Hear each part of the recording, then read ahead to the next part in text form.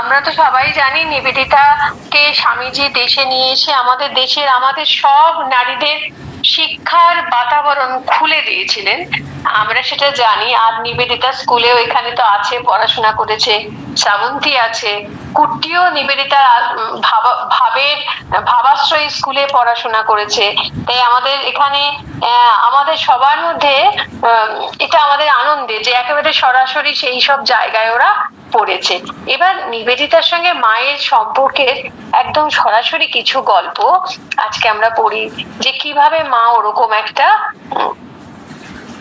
একদম অন্য দেশ থেকে একটা মানুষকে কিভাবে নিজের জন করে তুললেন।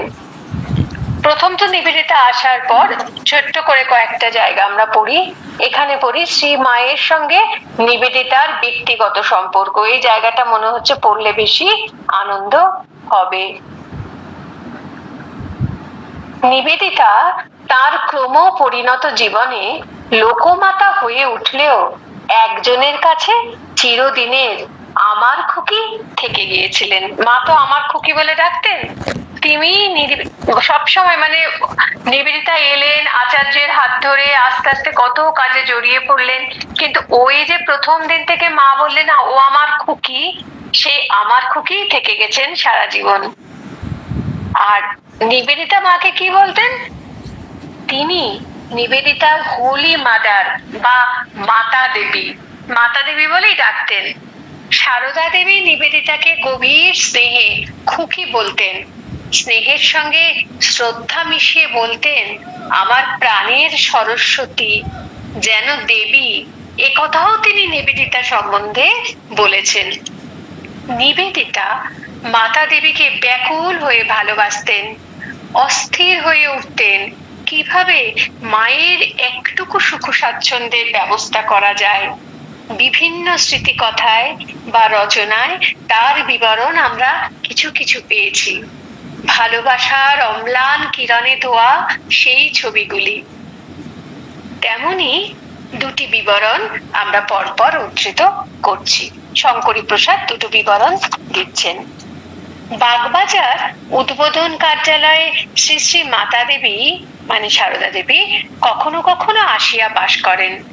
ভগিনী নিবেদিতা ও ক্রিশ্চিয়ানা দিনের মধ্যে একবারও অন্তত তথায় গিয়া তাহার নিকট কিছুক্ষণ বসিয়া থাকিতেন। নিতান্ত বালিকা যেমন মায়ের মুখের দিকে আনন্দে চাহিয়া থাকে, নিবেদিতাও ওই সময় সেই রূপ ভাবে মাতা দেবীর মুখের দিকে চাহিয়া থাকিতেন। ভগিনী নিবেদিতা যাহার ন্যায় তেজস্বিনী রমণী, রমণী কুলে দুর্লভ, যাহার বুদ্ধির আলোকে প্রদীপ্ত অন্তর্ভেদী নয়নের দৃষ্টি দেখিলে মনে হইত তাহা যেন জগতের সকল রহস্য উদ্ঘাটনে সমর্থ। মাতা দেবীর নিকট অবস্থিতা তাহাকে দেখিলে যেন পঞ্চবর্ষীয়া নিতান্ত শিশু প্রকৃতির একান্ত মাতৃ নির্ভর পরায়ণা বালিকা বলিয়া মনে হইত। মাতা দেবী যখন তাহার দিকে সস্নেহ হাস্যে চাহিতেন, তখন মায়ের আদরে বালিকার মতো তিনি একেবারে গলিয়া যাইতেন। মা যে আসনে বসিতেন, নিবেদিতা যেদিন সেই আসনখানি পাতিয়া দিবার অধিকার পাইতেন, সেদিন তাহার যে আনন্দ হইত তাহা বলিয়া বুঝাইবার নহে। সে আনন্দ তাহার মুখের দিকে ওই সময় চাহিলেই কেবল বুঝা যাইত। পাতিবার পূর্বে আসনখানিকে তিনি বারংবার চুম্বন করিতেন এবং অতি যত্নে ধুলা ঝাড়িয়া পরে উহাকে পাতিতেন। তাহার ভাব দেখিয়া তখন বোধ হইত মাতা দেবীর ওইটুকু সেবা করিতে পাইয়াই যেন তাহার জীবন সার্থক জ্ঞান করিতেছে। একদিন শ্রী শ্রী মাতা ঠাকুরানী নিবেদিতার কপালে সিঁদুরের টিপ দিয়াছিলেন। নিবেদিতাকে তাতে ভারী সুন্দর আর উজ্জ্বল দেখাচ্ছিল। শ্রীমা খুব খুশি হলেন। 5 বছরের মেয়েকে যেমন চুমু খায় তেমনি চুমু খেয়ে আদর করলেন। শ্রীমা নিবেদিতাকে অতি গভীর ভাবে ভালোবাসিতেন। আমার প্রাণের সরস্বতী বলে প্রায়ই ডাকতেন। নিবেদিতাও মায়ের আদরে গলে যেতেন। প্রায় প্রতি বিকালে নিবেদিতা শ্রীমার কাছে এসে পদধূলি নিতেন। প্রতি রবিবার অবশ্যই আসতেন শ্রীমার ঘর পরিষ্কারের জন্য। বিছানা ঝাড়া, মেঝে পরিষ্কার করা, সাবান জলে দরজা জানলার কাঁচ ধোয়া, এইসব করে চারিদিক ঝকঝকে তকতকে করে তুলতেন। এই কাজকে নিবেদিতা পরম কর্তব্য রূপে গ্রহণ করেছিলেন। নিতান্ত অনুগত সন্তানের মতো তিনি সেবা করতেন। শ্রীমার সামান্যতম সুখ সুবিধার জন্য ব্যস্ত থাকতেন। নিবেদিতা 24শে ফেব্রুয়ারি 1904 চিঠিতে লিখেছেন, তাকে কত রকমের আরামে রাখতে যে স্বাদ আমার হচ্ছে। একটি নরম বালিশ, জিনিস রাখার একটি তাক, একটি কম্বল, আরো কত কি দরকার। সব সময় ভিড়, লোকজন ঘিরে আছে। তাকে একটি সুন্দর রঙিন ছবি দেবার ইচ্ছা। নিবেদিতা নিজেকে কৃতার্থ জ্ঞান করেছিলেন যেদিন বাগবাজারের বালিকা বিদ্যালয়টি স্থাপন করতে সমর্থ হন। বিদ্যালয়টিকে বলা চলে স্বামীজির ইচ্ছা মূর্তি। সেই মূর্তির বোধন দিবসে 13ই নভেম্বর 1898 প্রাণ প্রতিষ্ঠা করতে এসেছিলেন স্বয়ং সারদা দেবী। তিনি আশীর্বাদ করে বলেছিলেন, আমি প্রার্থনা করছি যেন এই বিদ্যালয়ের উপর জগন্মাতার আশীর্বাদ বর্ষিত হয়। আমি প্রার্থনা করছি যেন এই বিদ্যালয়ের উপর জগন্মাতার আশীর্বাদ বর্ষিত হয় এবং এখান থেকে শিক্ষাপ্রাপ্ত মেয়েরা যেন আদর্শ বালিকা হয়ে ওঠে। ওই দিন কোন বিরাট আনন্দের তুফান উঠেছিল নিবেদিতার হৃদয় সাগরে, তা আমাদের পক্ষে কল্পনা করাও সম্ভব নয়।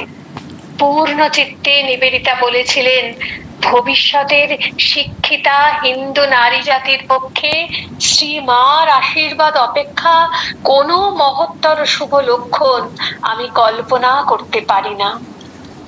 আচ্ছা, আমরা যারা সেই স্কুলে পড়ার সুযোগ পাইনি, কিন্তু আমরা সবাই স্বামীজির সেই ইচ্ছা যে পাশ্চাত্যের নারীরা এত স্বাধীন, এত সুন্দর, আমার দেশের মেয়েরা কেন তেমন হবে না বলে না স্বামীজি চোখের জল ফেলেন।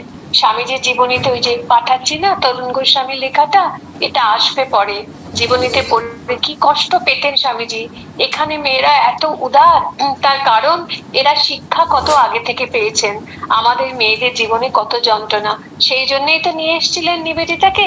তাই নিবেদিতার ওই যে উদ্যোগ, তার প্রভাবেই কিন্তু আজকেও আমরা সবাই একত্রিত হয়ে সেই কথা পড়ছি। বাংলার, ভারতে মেয়েদের জাগরণের ইতিহাস লুকিয়ে আছে নিবেদিতার প্রত্যেকটা আত্মোৎসর্গের মধ্যে। বিদ্যালয়ের প্রতিষ্ঠা কার্যে শ্রীমাকে পেয়ে নিবেদিতার আনন্দের আকার কিছুটা অনুমান করতে পারবো। সেখানে সেদিন আর কে কে উপস্থিত ছিলেন? স্বামী বিবেকানন্দ ছিলেন, স্বামী ব্রহ্মানন্দ ছিলেন, স্বামী শারদানন্দ ছিলেন। বিবেকানন্দকে আমরা সবাই জানি। ব্রহ্মানন্দ হচ্ছেন বেলুর মঠ মিশনের প্রথম প্রেসিডেন্ট মহারাজ, যাকে ঠাকুর বলতেন ও আমার ছেলে, আর যাকে স্বামীজি রাজা, আমার রাজা, অভিন্ন হৃদয়েষু বন্ধু রাজা, রাজা মহারাজ বলে সবাই ডাকতো তাকে। হ্যাঁ, তিনি ছিলেন। আর মেজদিরটা বোধহয় খুলে গেছে, মেজদির বোধহয় আনমিউট হয়ে গেছে। আর কে ছিলেন? স্বামী শারদানন্দও ছিলেন, যিনি কিনা লীলা প্রসঙ্গ লিখেছেন। আর তিনি ছিলেন মঠের প্রথম সেক্রেটারি, মহারাজ জেনারেল সেক্রেটারি। এই বিদ্যালয়ের উদ্বোধনের দিন এরা সবাই ছিলেন। আর নিবেদিতার আনন্দ একদম অধীর, কেননা মা এসছেন।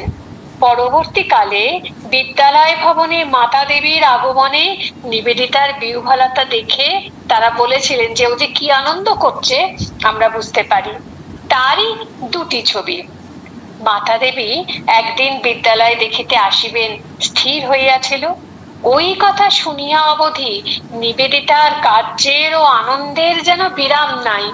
বিদ্যালয়ের সমস্ত ঘরগুলি ঝাড়াইয়া ঝুড়াইয়া পরিষ্কার পরিচ্ছন্ন করিয়া ফেলিলেন, পত্রপুষ্প আনাইয়া গৃহদ্বারে টাঙাইয়া শোভাবর্ধন করিলেন।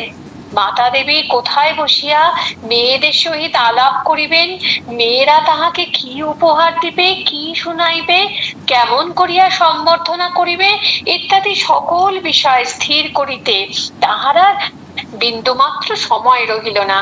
তাহার পর মা যেদিন বিদ্যালয়ে আসিবেন, নিবেদিতা সেদিন যেন আনন্দে একেবারে বাহ্যক জ্ঞান হারাইয়াছেন। সকল বস্তু যথাস্থানে আছে কিনা দেখিতে এখানে ওখানে ছুটাছুটি করিতেছেন, শিশুর মতো অকারণে কেবলই হাসিতেছেন, আবার কখনো বা আনন্দে অধীর হইয়া বিদ্যালয়ের শিক্ষয়িত্রী ছাত্রীদিগের এবং কখনো দাসীর পর্যন্ত গলা জড়াইয়া আদর করিতেছেন। আমরা নিবেদিতার ছবি যখন দেখি কি গভীর একনিষ্ঠ প্রাণ বলিষ্ঠ এক রমণী।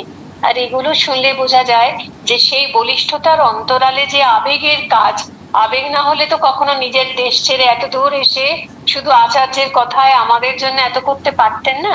এই শঙ্করী প্রসাদ বসুর লেখার মধ্যে আমরা সেই আবেগটা দেখতে পাচ্ছি। শিক্ষয়িত্রীদের, ছাত্রীদের, দাসীদেরও গলা জড়িয়ে ধরছেন কি না মা আসবেন। একদিন সিস্টার আমাদের বলিলেন, মাতা দেবী আজ আমাদের স্কুলে আসবেন, তোমরা সকলে খুব আনন্দ করো। সকালের পরিবর্তে 4টার সময় মার গাড়ি আসিল, সঙ্গে রাধু, গোলাপ প্রভৃতি। আমরা রাধুর কথা বলি, মায়ের ভাইজি, আর মা একে অবলম্বন করে জীবন ধারণ করেছিলেন। আর গোলাপ মার কথাও জানি, মা যে দুজনকে মা বলতেন এরা আমার জয়া বিজয়া, একজন যোগীন মা, একজন গোলাপ মা। মা গাড়ি হইতে নামিতেই সিস্টার তাহাকে সাষ্টাঙ্গ প্রণাম করিয়া ঠাকুর দালানে বসাইলেন। মার চরণে পুষ্পাঞ্জলি দিবার জন্য আমাদের হাতে ফুল দিলেন। মেয়েরা পুষ্পাঞ্জলি দিয়া উঠানে দাঁড়াইলে সিস্টার একে একে সকলের পরিচয় দিলেন। মা মেয়েদের একটু গান গাহিতে বলিলেন। মেয়েরা গান গাহিল এবং একটি কবিতা পড়িল। শুনিয়া মা বলিলেন, বেশ পদ্যটি। তারপর মিষ্টি প্রসাদ করিয়া দিয়া আমাদের হাতে দিলেন। কিছুক্ষণ পরে সিস্টার মাকে লইয়া সমস্ত ঘর এবং মেয়েদের হাতের কাজ প্রভৃতি দেখাইতে লাগিলেন। মা দেখেন আর আনন্দ করেন এবং বলেন, বেশ তো শিখেছে মেয়েরা। পরে সিস্টার বিশ্রামের জন্য মাকে নিজের ঘরে লইয়া গেলেন। এটা শ্রী শ্রী মায়ের কথা বই থেকে উদ্ধৃত হলো। শেষোক্ত বিষয়টির সূত্র 6ই অক্টোবর 1909। আমাদের বুঝতে হবে 1909 মানে স্বামীজি কিন্তু অনেক আগে দেহ রেখেছেন। এর আগে আমরা দেখলাম উদ্বোধন ছিল 13ই নভেম্বর 1898, তখনও স্বামীজি আছেন। এটা 1909, 6ই অক্টোবর 1909 বিদ্যালয়ে শ্রী মায়ের আগমন। ওই প্রসঙ্গে নিবেদিতা 5ই অক্টোবর 1909 চিঠিতে লিখেছেন, শুক্রবার অপরাহ্নে আমাদের প্রিয় মাতা দেবী সারদা দেবীকে মস্ত অভিনন্দন দেবার আশা রাখি। ওইভাবে স্কুলের বর্তমান পর্ব শেষ করব। নিবেদিতার খুবই ইচ্ছে ছিল পরদিন 7ই অক্টোবর তিনি বিদ্যালয়ের বালিকাদের নিয়ে মিউজিয়ামে যাবেন এবং মাতা দেবীকে সঙ্গে পাবেন। শ্রী মায়ের হঠাৎ অসুখের জন্য তার সেই ইচ্ছে পূরণ হয়নি। 7ই অক্টোবর বড় দুঃখের সঙ্গে লিখেছেন, আজ বড় বড় মেয়েদের নিয়ে মিউজিয়ামে যাচ্ছি। মাতা দেবীও যেতেন কিন্তু অসুস্থ। 57 নম্বরে মানে বলরাম ভবনে আর কি আহার আদি করে গতকাল স্কুলে এসেছিলেন। সব জড়িয়ে তার পক্ষে ব্যাপারটা বেশি রকম হয়ে গিয়েছিল। শরীর বিশেষ খারাপ। এইভাবে সবসময় মাকে ঘিরে থাকতে চাইতেন। এরপর নিবেদিতা 26শে জুলাই, এটা আগের ঘটনা, 1904 চিঠিতে শ্রী মায়ের আর একবার বিদ্যালয় ভবনে আসার সংবাদ পাই। মিস ম্যাকলাউড কিন্তু মিসেস অলিবুল এদের কিন্তু প্রচুর ভূমিকা, ভারতের সমস্ত রকম বিস্তারে অর্থ দেয়া, নিবেদিতার তো অর্থ ছিল না, এরা কিন্তু প্রচুর ভূমিকা পালন করেছেন। মিস ম্যাকলাউডকে ওই তারিখে অর্থাৎ 1904 খ্রিস্টাব্দের 26শে জুলাই নিবেদিতা লেখেন, গতকাল তোমার কথা বিশেষভাবে মনে হচ্ছিল, কারণ আমরা আবার স্কুল আরম্ভ করেছিলাম আমার প্রথম স্কুল ঘরে, এবং মাতা দেবী প্রথমবারের মতো করে না হল, মানে প্রথমবার এসে অনেকক্ষণ ছিলেন, তাই বলছেন প্রথমবারের মতো করে না হলেও এসেছিলেন তার আশীর্বাদ জানাতে। মাকে কেন্দ্র করে নিবেদিতা আনন্দের হাট বসাতে চাইতেন, মাকে ঘিরেই যেন সকল শিক্ষার ধারা প্রবাহিত হয়। বিদ্যালয় শুরু হবার কিছুদিনের মধ্যে তিনি মায়ের বাড়িতে ছোটখাটো প্রদর্শনীর আয়োজন করে ফেলেছিলেন। 7ই জুন 1899, সেই আগের কথা যখন শুরু হচ্ছে, 7ই জুন 1899 তারিখের চিঠিতে লিখেছেন, আমরা ছোটদের সব বই, তাদের জন্য মাদুর এবং সেলাই সরঞ্জাম জোগাড় করেছি, এবং মাতা দেবীর বাড়িতে আমার পুরানো ঘরটিতে সেসব সাজিয়েছি। মেয়েদের মা, মাসি, খুড়ি, জেঠিরা সেগুলি দেখতে এসেছিলেন। ছোট্ট চমৎকার প্রদর্শনী, সন্তোষিনীর কাজ দারুণ দেখতে। দুটি তাকের উপরে পাতা সাজানো ফুলদানি থেকে শ্রী রামকৃষ্ণ ও স্বামীজি দৃশ্যটির উপর দৃষ্টিপাত করছিলেন। কি অপূর্ব বিশ্বাসের কথা! নিবেদিতার কেবলই সাধ মাকে সবকিছুর মাঝখানে বসিয়ে রাখবেন। 15ই মার্চ 1899 লিখেছেন, সোমবার ছিল শ্রী রামকৃষ্ণের আসল জন্মদিন। শ্রীমা এসে পূজা ঘরে তার প্রতিকৃতির কাছে বিশেষ পূজা করেছিলেন। তারপরে তার সঙ্গিনীরা ফল মূল আনলে 30টি ছেলে মেয়েদের সঙ্গে আমি বসে প্রসাদ পেলাম। খাবার আগে বাচ্চাদের লম্বা হয়ে প্রণাম করার মধুর দৃশ্য যদি দেখতে, আর তাদের কলকাকলি। বিকালে শ্রীমা, তার সঙ্গিনীরা, বাচ্চারা আর আমি সকলে মিলে 7টা গাড়ি করে চ্যাটার্জি নার্সারির অর্কিড দেখতে গেলাম। কি অপূর্ব হয় মাকে তার পাশ্চাত্যের যে সৌন্দর্যের এথিক্যাল ভ্যালুস, সে সবগুলো নিয়ে নিবেদিতা মাকে কিরম ভরিয়ে তুলেছেন। নার্সারিতে মেয়েদের দিন ওইটি, কদাপি মনে করো না এর দ্বারা বাড়াবাড়ি খরচ হয়েছে কিছু। 2বার 40 জন করে লোক নিয়ে গেল, কিন্তু গাড়ি ভাড়া 12 টাকারও কম। 2রা মার্চ 1905 তারিখের চিঠিতে অমনি আর এক বাসনা, পরের বুধবার 100 মহিলা ও শিশু নিয়ে স্টিমারে বোটানিক্যাল গার্ডেন যাওয়ার ইচ্ছা। ওই তারিখে শ্রী রামকৃষ্ণের আসল জন্মদিন, মানে ওনাদের দেশে তো জন্মতিথি কথাটা জানতেন না ওনারা, দিন মানে দিন, তাই বলছেন আসল জন্মদিন মানে ঠাকুরের জন্মতিথি। তবুও আশা রাখি মাতা দেবী যেতে পারবেন। এইভাবে একজন মানুষ বিদেশ থেকে এসে আমাদের শিক্ষা, আমাদের সংস্কার সব গড়ে দিয়ে গেছেন। আর একটু পরে একটা জায়গা থেকে একটু পড়ি। নিবেদিতার কাছে শ্রী রামকৃষ্ণের সাক্ষাৎ প্রতিনিধি ছিলেন মাতা দেবী। এতক্ষণ নিবেদিতার দিক দিয়েই দেখছিলাম, এবার আমরা একটু মায়ের দিক দিয়ে দেখি। এতক্ষণ নিবেদিতার দিক দিয়েই দেখছিলাম, শ্রী মায়ের দিক দিয়ে দেখলে দেখব সেখানে ভালোবাসার অন্তহীন সাগর। অপরের প্রদত্ত বিবরণ থেকে তার কিছু আভাস আমরা পাই। তেমন দুটি চিত্র। সিস্টার নিবেদিতা আসিয়া মাকে প্রণাম করিয়া বসিলেন। মা তাহার কুশল জিজ্ঞাসা করিয়া একখানি ছোট পশমের তৈয়ারি পাখা তাহাকে দিয়া বলিলেন, আমি এখানে তোমার জন্য তৈরি করেছি। সিস্টার উহা পাইয়া আনন্দে একবার মাথায় রাখেন, একবার বুকে ঠেকান, আর বলেন, কি সুন্দর, কি চমৎকার। আবার আমাদের দেখান এবং বলেন, কি সুন্দর মা করেছেন দেখো। মা বলিলেন, কি একটা সামান্য জিনিস পেয়ে ওর আহ্লাদ দেখেছো? আহা, কি সরল বিশ্বাস, যেন সাক্ষাৎ দেবী। নরেনকে কি ভক্তি করে! সে এই দেশে জন্মেছে বলে সর্বস্ব ছেড়ে দিয়ে প্রাণ দিয়ে তার কাজ করছে। কি গুরু ভক্তি, এদেশের উপরই বা কি ভালোবাসা! একবার নিবেদিতা ভোগ রেঁধে ঠাকুরকে নিবেদন করে তার প্রসাদ শ্রীমাকে খেতে দেন। শ্রীমা পরম আনন্দের সঙ্গে তা গ্রহণ করেন। এর ফলে গোড়া মেয়েমহলে চাঞ্চল্য পড়ে যায় এবং তারা শ্রীমায়ের কঠোর নিন্দা করেন।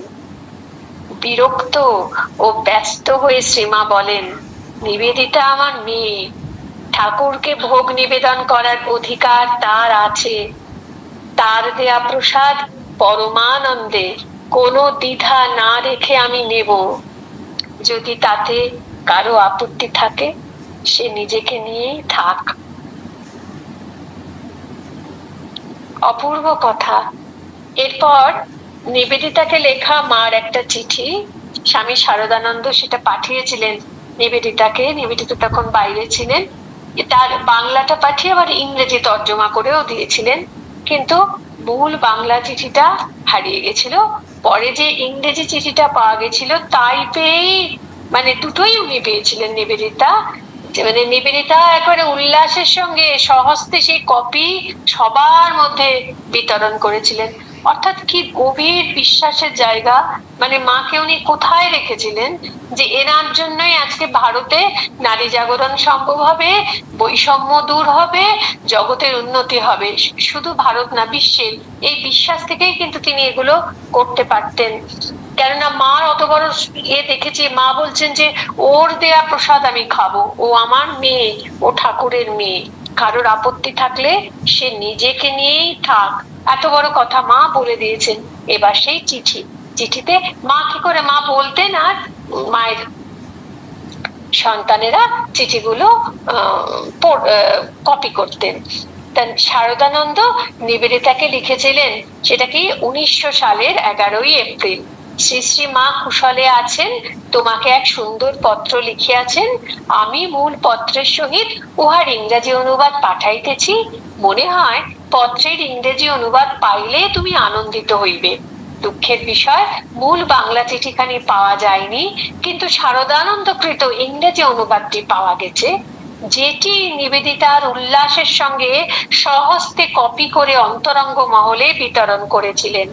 মিসেস ওয়াটারম্যান ওই চিঠি পড়ে নিবেদিতাকে গভীর আনন্দে বলেছিলেন, আহা, কি মধুময় প্রাণ! সেই উক্তি নিবেদিতার ধারণায় পত্রটির গুণ সম্বন্ধে মধুরতম উক্তি। অনেকে অনেক কিছু বলেছিলেন, কিন্তু আহা কি মধুময় প্রাণ, এটা যেন নিবেদিতার সঙ্গে সঙ্গে মনে হলো যে মার সম্পর্কে বেস্ট কথা, শ্রেষ্ঠ কমপ্লিমেন্ট, সেটা তো নিবেদিতার সামনে থেকে পেয়েছেন আর উনি দূর থেকে বলছেন। পত্রটি বঙ্গানুবাদ এরকম। শ্রী শ্রী গুরুপদ ভরসা, জয়রামবাটি, 21শে চৈত্র। শুভাশীর বাদর আশায় সন্তু। এই ভাষা তো এখন আমরা কখনো স্নেহের এইভাবে বলি আমরা, তার আগে যে এরকম কিছু বলা হয়, এটা তো আমরা এই প্রথম আমি এটা দেখলাম। শুভাশীর বাদর আশায় সন্তু। স্নেহের খুকি নিবেদিতা, তুমি আমার ভালোবাসা জানিও। তুমি আমার নিত্য শান্তির জন্য শ্রী ভগবানের নিকট প্রার্থনা করিয়াছ জানিয়া আনন্দিত হইলাম। কে কার জন্য প্রার্থনা করে, এই হচ্ছে মায়ের মন। একেবারে যেন তৃণের থেকেও নিজেকে রাখেন। তুমি সেই সদানন্দময়ী মার প্রতিমূর্তি। আমার কাছে তোমার যে ফটোটি রহিয়াছে, তাহার দিকে অনেক সময় চাহিয়া থাকি। তখন মনে হয় তুমি যেন আমাদের মধ্যেই রহিয়াছ।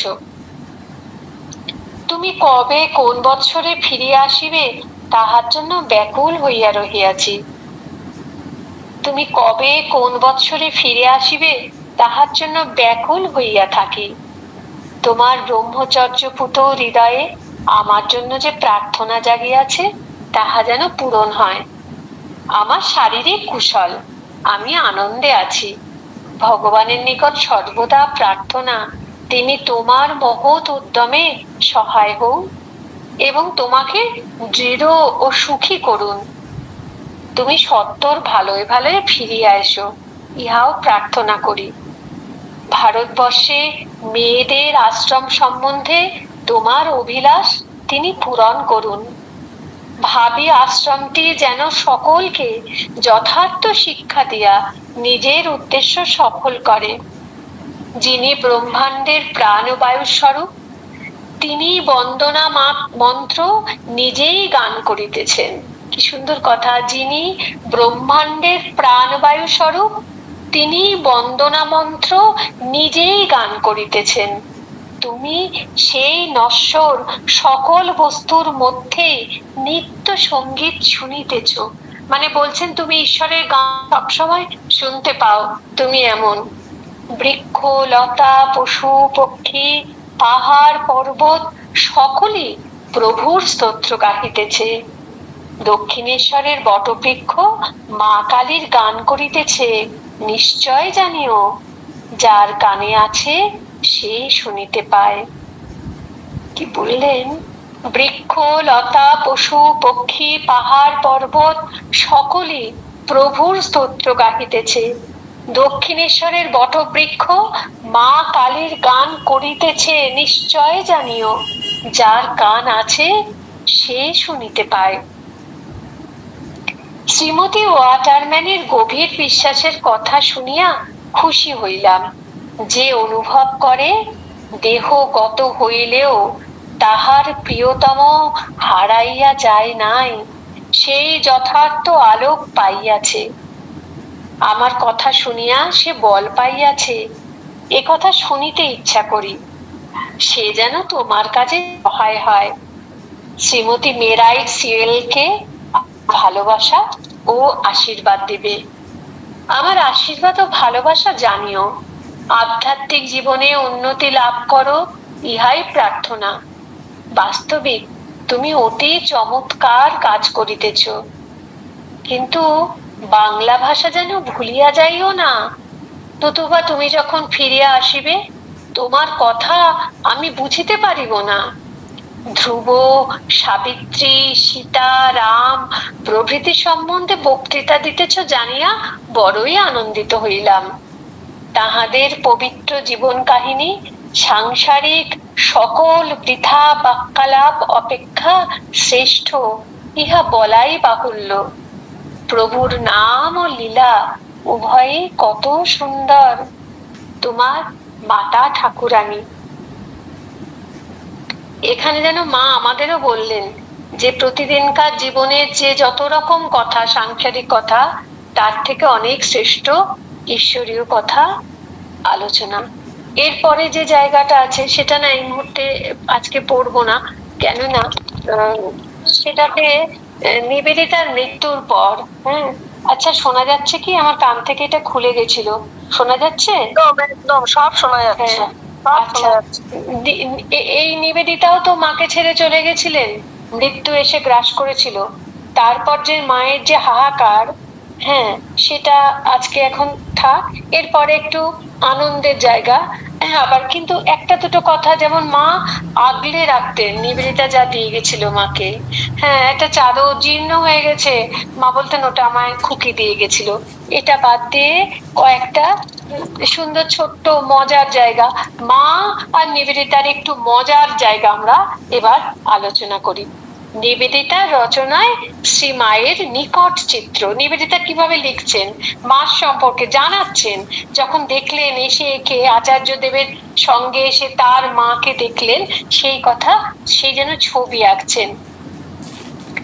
পত্রে বা গ্রন্থে নিবেদিতা প্রদত্ত সারদা দেবীর বিবরণে যেসব ভাব ও বিষয় বিশেষ প্রকারে ফুটেছে তাদের কয়েকটি আমি ক্রমান্বয়ে উপস্থিত করব। একটি হলো মায়ের অন্দরমহলের ছবি। সত্যই ছবি। নিবেদিতা মাকে যেন চালচিত্র শুদ্ধ এঁকেছেন। মায়ের কোনো জীবনীকারই এই সকল চিত্রকে অগ্রাহ্য করতে পারবেন না। শ্রী মায়ের সঙ্গে নিবেদিতার প্রথম পরিচয়ের কিছুদিন পরে 22শে মে 1898 তারিখে মিসেস হ্যামন্ডকে লেখা তার চিঠিতে প্রথম তেমন একটি বর্ণনা আমরা পাই। লিখছেন, নিবেদিতা তাকে লিখছেন, অনেকবার ভেবেছি শ্রী রামকৃষ্ণের সহধর্মিণী সারদা নাম্নী মহিলাটির বিষয়ে তোমাকে কিছু লিখব। শুরুতে বলি, তিনি 50 পেরোননি এমন হিন্দু বিধবার মতো সাদা কাপড় পরেন। 50 তখন তো মার যার ছবি আমরা বেশিরভাগই দেখি মার 45 বছর বয়সে ছবি, কিন্তু সাদা শাড়ি পরতেন। পরার ধরন, কাপড় প্রধানত কোমরে স্কার্টের আকারে জড়ানো থাকে। ওনারা স্কার্টই জানেন, সেই জন্য ব্যাখ্যা দিচ্ছেন, বর্ণনা দিচ্ছেন সেভাবেই। কাপড় প্রধানত কোমরে স্কার্টের আকারে জড়ানো থাকে, তারপরে শরীরের উপর দিয়ে গিয়ে মাথা ঢেকে রাখে, অনেকটা নানদের অবগুণ্ঠনের মতো। পুরুষ মানুষ কথা বলতে এলে তাকে পিছনে দাঁড়িয়ে থাকতে হয়। তিনি সাদা কাপড়ের ঘোমটা নামিয়ে দেন, সম্পূর্ণ মুখ ঢেকে, সরাসরি কথা বলেন না। বেশি বয়সী কোনো মহিলাকে মৃদুস্বরে প্রায় ফিসফিসিয়ে কিছু বলে দেন, সেই মহিলাটি তার কথাগুলির পুনরাবৃত্তি করে দেন জোরে। এই জন্য মনে হয় আচার্যদেব কখনো এর মুখ দেখেননি, মানে স্বামীজির কথা বলছেন। এই জন্য মনে হয় আচার্যদেব কখনো এর মুখ দেখেননি। এই সঙ্গে কল্পনায় দেখে নাও, ইনি সব সময় মেঝে ছোট মাদুরে বসে আছেন, অসীম মাধুর্যে ভরপুর ইনি। কি স্নিগ্ধ ভালোবাসা এর, অথচ বালিকার মতোই হাসি খুশি। সেদিন যখন আমি জোর করে বললুম স্বামীজিকে এখানে আমাদের মধ্যে আসতে হবে, নইলে আমরা চলে যাব, সেই শুনে তার কি হাসি, তুমি যদি দেখতে। আচার্যদেব আমাদের জন্য অপেক্ষা করে আছেন। এই খবর নিয়ে যে সন্ন্যাসীটি এসেছিলেন, তিনি আমাকে সত্যই চলে যাওয়ার জন্য জুতো পরতে উঠতে দেখে রীতিমতো ভড়কে গেলেন। এটা কিন্তু আমরা অন্য জায়গায় পড়েছি। কি না স্বামীজি নিয়ে এসছেন, স্বামীজিও ভয়ে ভয়ে ওপরে পাঠিয়েছেন, নিজে অপেক্ষা করছেন, তারপরে আলাপ টালাপ হয়েছে, কথা হয়েছে, এটা সেই দিনে অথবা তারপরে অন্য কোনো দিনে নিবেদিতা অমনি আবদার জুড়েছেন আচার্যকে উপরে আসতে দিতে হবে আমাদের মধ্যে। তারা সব বিদেশিনীরা আছেন, আর সেই দেখে শুনে মা খিলখিল করে হাসি, কেন উনি ভাবতেই পারেন না সব ছেলেমেয়েরা একসঙ্গে এক জায়গায়, তাই বলছেন সেই শুনে তার কি হাসি, তুমি যদি দেখতে। তখন ওই যেই উনি সঙ্গে সঙ্গে একটা জুতো পরার ভঙ্গিমা করছেন, সেই দেখে সেই তিনি ভয় পেয়ে গেছেন যে এড়িয়ে বোধহয় চলে যাচ্ছেন। আর একজন সন্ন্যাসী, তিনি সদানন্দ হবেন বা আর কেউ হবেন, তিনি ছুটে স্বামীজিকে নিতে নিচে ডাকতে গেছেন। তাই বলছেন যে এই খবর স্বামী আচার্যদেব আমাদের জন্য অপেক্ষা করে আছেন, এই খবর নিয়ে যে সন্ন্যাসীটি এসেছিলেন তিনি আমাকে সত্যই চলে যাবার জন্য জুতা পরতে উঠতে দেখে রীতিমতো ভড়কে গেলেন এবং দ্রুত স্বামীজিকে ডেকে আনতে ছুটলেন। তখন সারদার উচ্ছ্বসিত, এখানে তখন সারদা সারদা করেই বলছেন, তখন সারদার উচ্ছ্বসিত হাসির রূপ যদি দেখতে, আর কি যে মিষ্টি তিনি। আমাকে বলেন আমার খুকি। আর একটি ছবি, 9 মার্চ 1899, চিঠিতে লিখছেন, ভালো কথা, মাতা ঠাকুরানী, এবার মাতা ঠাকুরানী হয়ে গেছেন, মাতা ঠাকুরানীর কাছে তোমার একটা চিঠি নিয়ে গিয়েছিলাম। উষ্ণ এক সন্ধ্যায় সঙ্গীদের সঙ্গে বসেছিলেন, সেখানে তোমার চিঠি অনুবাদ করে শুনিয়েছিলাম। তারা তৃপ্তিতে আহা বলে উঠেছিলেন আর আনন্দ প্রকাশ করেছিলেন। নিজেদের ডান দিকের কাঁধে চুমু খাচ্ছিলেন, মানে তাকে তো দেখতে পাচ্ছেন না, এমনি করে তাকে তার কথা মনে করে চুমু খাচ্ছিলেন। শুধু অমন একটি চিঠি লিখে তুমি কিভাবে তাদের মন গভীরভাবে স্পর্শ করেছো তা তোমাকে বলে বোঝাতে পারবো না। পুরুষেরা তাকে পূজা করবার জন্য অন্তঃপুরের দরজা পর্যন্ত কিংবা কখনো তার ভিতরে এলে অবিলম্বে তার মুখের ওপর লম্বা ঘোমটা নেমে আসে। যদিও কখনো কখনো প্রান্তে একটু ফাঁক থাকে যাতে নিম্ন চোখে তাকানো যায়। এই নিয়ে আমি এত মজা করেছি যে পুরুষেরা বাইরে অপেক্ষা করার কালে সারাক্ষণ তিনি হেসে লুটোপুটি। কি অসাধারণ সৌন্দর্য! আমরা জানি আমাদের কোনো প্রথা যদি কেউ বাইরে থেকে এসে ভাঙে, আমরা কি করব? আমরা রেগে যাব, আমরা বলবো না এটা তুমি করো না, এটা এখানে চলে না। আর মার কথা বলছে, মা হেসে লুটোপুটি। হ্যাঁ, তাই বলছেন যে আহ, তিনি হেসে লুটোপুটি। কিন্তু কোনো চাকর কিংবা কোনো সন্ন্যাসী সিঁড়ির উপর উঠে এসে যেমনি চেঁচিয়ে জানালেন, অমুক চন্দ্র অমুক শ্রীমাকে প্রণাম জানাতে আসছেন, অমনি সমস্ত ঘরের আবহাওয়া মুহূর্তে ঘনীভূত। এসব শুনলে হয়তো ছেলেদের একটু দুঃখ লাগে, কিন্তু সত্যি উনি অমনি করে, যার জন্য ব্রহ্মানন্দ কত সময় দুঃখ পেয়েছেন, শারদানন্দ দুঃখ পেয়েছেন। হ্যাঁ, আমি যেন ওনার ভাসুর, এ কথাও শারদানন্দ এত ভালোবাসেন, তার মুখ দেখতে পান না। হ্যাঁ, আমি যেন ওনার ভাসুর। তাই বলছেন, যেই শুনেছেন অমনি সমস্ত ঘরের আবহাওয়া মুহূর্তে ঘনীভূত, সমস্ত কথা স্তব্ধ, হাত পাখার নড়াচড়াও বন্ধ, ঘোমটা মুখে নেমে আসে নিঃশব্দে, সারা গা কাপড়ে ঢেকে যায়। মানে এটাতেও উনিও অবাক হচ্ছেন, নিবেদিতাও অবাক হচ্ছেন। ঘরের মাঝখানে বসে থাকলে আটখানা শরীর দরজার দিকে ঘুরে যায়, সব কিছু ঘটে যায় নীরবে। তারপর আগন্তুক বাইরে এসে দাঁড়ায়, চৌকাঠে মাথা ঠেকায় কিংবা ভিতরে এসে শ্রীমায়ের চরণ স্পর্শ করে বলে সে এই এই কাজ করতে যাচ্ছে। লোকটি হয়তো সদ্য কলকাতায় এসেছে, মায়ের জন্য কিছু প্রণামী এনেছে, কিংবা সে বাইরে যাচ্ছে তাই মায়ের আশীর্বাদ চায়। শ্রীমা তখন পার্শ্ববর্তিনীর কাছে অতি মৃদুস্বরে সস্নেহে কুশল প্রশ্নাদি জিজ্ঞাসা করেন। সেগুলি উচ্চতর স্বরে লোকটির কাছে শোনানো হয়। সব শেষে লোকটি আবার প্রণত হয়, শ্রীমা হাত জোর করেন, যার দ্বারা বোঝা যায় তিনি আশীর্বাদ করছেন। তখন লোকটি চলে যায়। আবহাওয়ার ভার কমে, আগেকার ভাব ফিরে আসে, কথা শুরু হয়, পাখা নড়তে থাকে, ঘুমটা খসে পড়ে। নিবেদিতা আচার্যদেব গ্রন্থে এই ছবিটি অন্য ভাষায় দিয়েছেন। আমি শ্রীমায়ের ঘরে সারা দুপুর কাটাতাম, তারপর গ্রীষ্ম এলে তার স্পষ্ট আদেশে তার বাড়িতেই শুয়ে পড়তে হতো আমাকে, যেহেতু সেখানে কিছু ভালো ব্যবস্থা ছিল।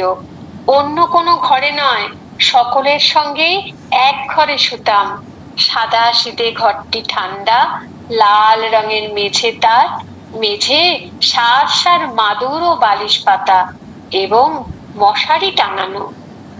তিনি সুরে সঙ্গীতে নিত্যপূর্ণ। তার সঙ্গীত প্রতিভার আক্ষরিক পরিচয় দিতে গিয়ে তার অধ্যাত্ম সন্তানদের একজন বলেছিলেন, কি বলেছিলেন? আর তিনি পূর্ণ মধুরিমায় রঙ্গে লীলায়। যে ঘরে তিনি পূজাদি করেন তা ভরপুর থাকে পরম স্নিগ্ধতায়। শ্রী মায়ের আবাসে দিনগুলি শান্তি ও মাধুর্যে ভরা।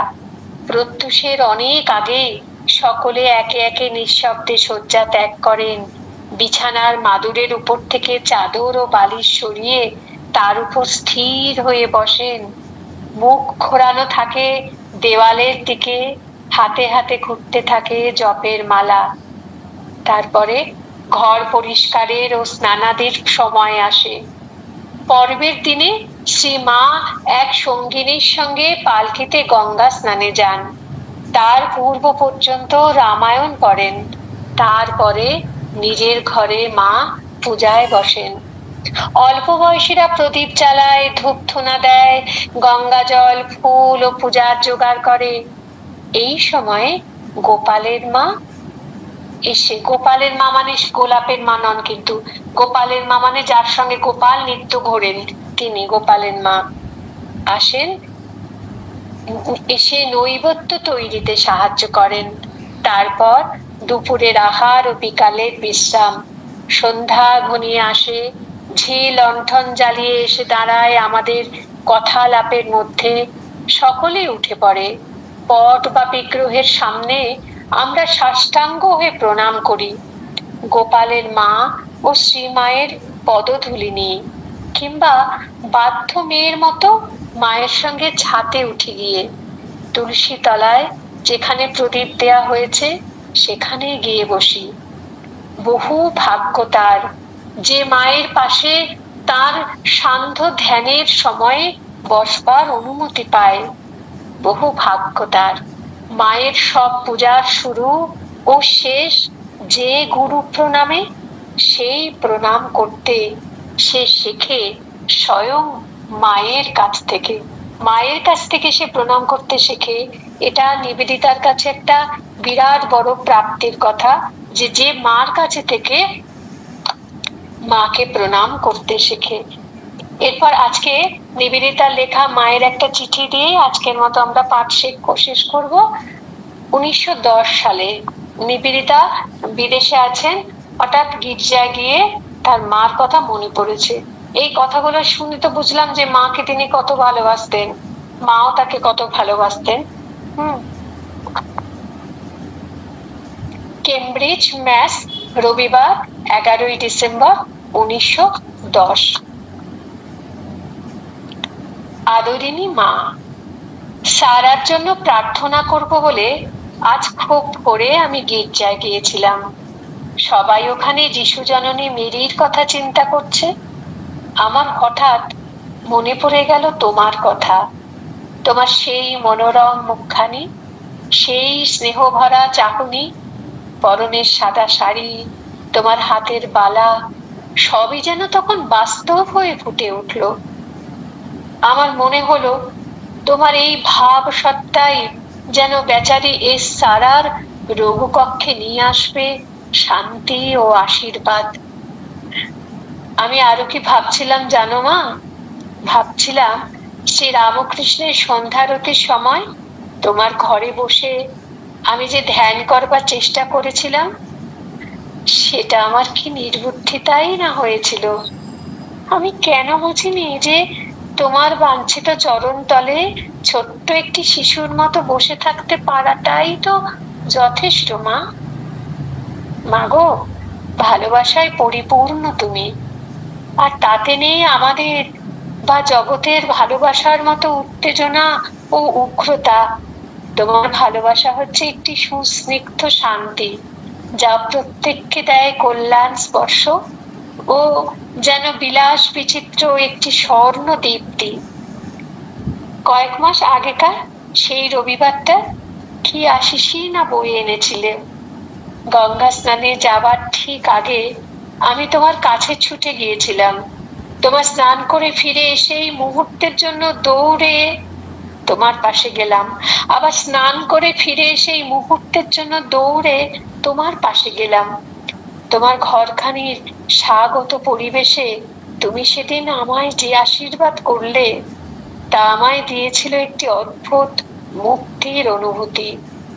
প্রেমময়ী মা, চমৎকার একটি স্তোত্র বা প্রার্থনা যদি তোমার উদ্দেশ্যে লিখে পাঠাতে পারতাম, কিন্তু তাতেও মনে হয় বড় বেশি শব্দ করা হবে, সেটা শোনাবে কোলাহলের মতো। সত্যই তুমি ঈশ্বরের আশ্চর্যতম সৃষ্টি, শ্রী রামকৃষ্ণের বিশ্ব প্রেম সুধা ধারণের পাত্র। এই সঙ্গহীন দিনে তুমিই রয়েছ তার সন্তানদের কাছে তার প্রতীক, আর আমাদের উচিত তোমার কাছে অত্যন্ত স্তব্ধ ও শান্ত হয়ে থাকা। অবশ্য কখনো কখনো একটু মজা করবার সময় ছাড়া। বাস্তবিকই ভগবানের যা কিছু বিস্ময়কর সৃষ্টি, সবই হচ্ছে অতি শান্ত। ধীর পদক্ষেপে অজ্ঞাতে তারা প্রবেশ করে আমাদের জীবনে। যেমন বাতাস, সূর্যের আলো, যেমন বাগানের সৌন্দর্য সুবাস, গঙ্গার স্নিগ্ধতা, এই সব শান্ত নীরব জিনিসই তোমার তুলনা। বেচারি এস সারার জন্য তোমার শান্তির আঁচলখানি পাঠিয়ে দিও। রাগ দেশের ঊর্ধ্বে যে গহন প্রশান্তি, সময় সময় তোমার চিন্তা সেখানেই সমাহিত হয় নাকি? সেই প্রশান্তি কি পদ্মপত্রে শিশির বিন্দুর মতো ভগবৎ সত্তায় স্পন্দমান স্নিগ্ধ আশীর্বাদ নয়? পৃথিবীর সংস্পর্শে যা কখনো মলিন হয় না। বড় সোহাগের মা আমার, তোমার চিরদিনের নির্বোধ খুকি নিবেদিতা। ওম শান্তি শান্তি শান্তি। হরি ওম তৎসৎ। শ্রী রাম কৃষ্ণার্পণমস্তু। जय श्री गुरु महाराज जी की जय। जय महामाई की जय। जय स्वामी जी महाराज जी की जय। जय गंगा माई की जय। जय मां, जय मां, जय मां।